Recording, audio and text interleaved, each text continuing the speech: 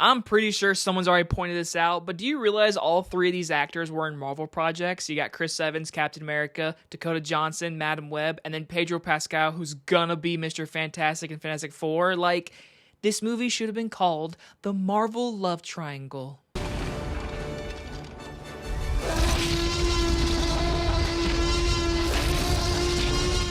Materialists stars Dakota Johnson is about a young, ambitious New York City matchmaker finds herself torn between the perfect match and an imperfect ex. From writer and director Celine Song, the woman that brought you Past Lives, which is a very good movie, we are now talking a brand new movie, Materialist. Sorry if I'm saying the title wrong, I'm stupid. Roast me in the comments. So I saw the trailer for this movie one time, and this trailer included a narrator. It was literally like, Dakota Johnson, Chris Evans, Pedro Pascal, this summer experience the epic love story with some just cheerful song, whatever. And I was like, what in the world A24 is this? I knew it right away before walking in. I was like, there is no way A24 is doing the most generic rom-com, because that's not what this is. Celine Song, who wrote Past Lives, did an amazing job with that script. So I knew going into this movie, there's gonna be something about this movie, because there's no way that trailer is that freaking cheesy.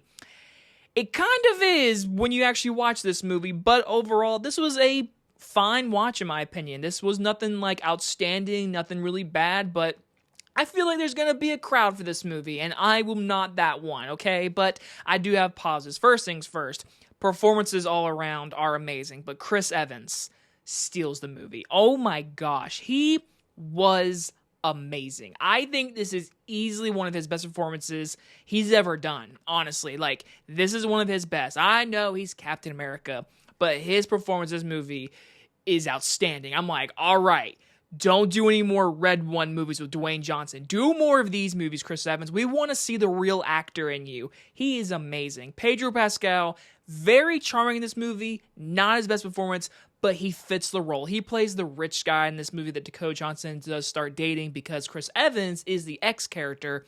But Dakota Johnson, I've always liked her, and I know a lot of people give her crap for 50 Shades of Grey, but I feel like she has really proven herself to be a very good actress, and in this movie, she's really charming, you know? She is kind of a character that it's hard to pull for because of what she's doing. Her job is literally to match people with, like, love, and how she speaks about love, friendships, and, like, the art of chasing for the one that you truly love. It could kind of rub me off sometimes. Like, there were some times where her dialogue didn't feel like a good person. But overall, the movie is focused on her love story between Pedro Pascal and Chris Evans. And that's where the movie really does shine. I feel like all three of these actors, their chemistry between each other was very good. When on certain scenes, there are scenes that are more dramatic, a little more heartfelt. But I'll make this very clear. This is not a comedy. There is some good dry sense of humor, like a little bit of comedy, but for 2 hours, this movie is very much a drama with a lot of love story in it. So do not go in this movie thinking, oh, it's a little rom-com. It's not, because it's a drama. And it's a good drama, but I will say that the crowd that I watched this with, which was probably like 6 other people, there was a couple in this theater, and they seemed to enjoy this movie more than I did, because I was by myself. So again, just know that going in, that this movie is a drama. Speaking of that, Celine Song, I mean, her writing is very good. In most parts. We'll get to that. Her direction, this movie was shot in 35mm. It looks beautiful. The music is very good. The score is really good, mixed with the soundtrack. It was all made very well. It's a very well put together movie with really good actors, really good scenery, really good editing. But at the end of the day, my big issue, which goes back to her writing, some of this dialogue was very stale and on the point, which led to more of the messaging about love, finding it, finding that connection, finding the love of art that you truly want to capture one day, because we all want to find love, and this movie goes through that messaging, and it's somewhat kind of beat on your head a lot in this movie, and sometimes the dialogue feels very, like, on the nose, and it's not written so well that it could be just a message just to say. Just do the dialogue, but don't say what we already know that you're doing in this scene. Sometimes it's a little messy, I can't lie, and it happens quite a bit in this movie, even to where, like, the ending, like the last shot in this movie, is that like just cheesy cliche final shot in a movie like this. So like the trailer, like I said, it was very like narrator, whatever. It's a rom-com. This movie has those in this movie. Like the first like 30 minutes, I would say, is that. Then once the drama starts to kick in, then the movie actually turns into like a deeper meaning with powerful performances.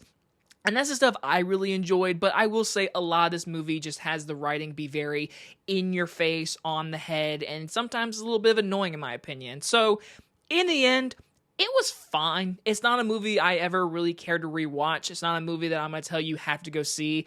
I think people who do like love stories, romance, stuff like that, you're really going to enjoy this movie more than me probably. But in the end, great performances, very well directed. I still like Celine Song. I can't wait to see what she does next. But for this movie, pretty forgettable.